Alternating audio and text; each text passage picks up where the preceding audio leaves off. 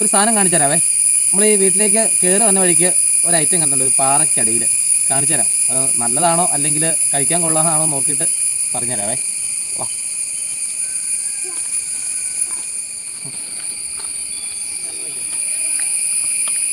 രാവിലെ വന്ന വഴിക്ക് കണ്ട കഴിച്ചാണ്, ഇപ്പോൾ കാണിച്ചു തരാവേ. ദേ ഇവളാണ് പറഞ്ഞത് ഇവിടെ നിൽപ്പുണ്ടെന്ന്. കാണിച്ചു തരാം, ഐറ്റം കാണിച്ചു തരാം കേട്ടോ എന്താണെന്നുള്ളത്. ദേ കണ്ടോ, അടിപൊളി കൂണ്. കുറേ നാളായി ഇതൊക്കെ കഴിച്ചിട്ട് കേട്ടോ. കണ്ടോ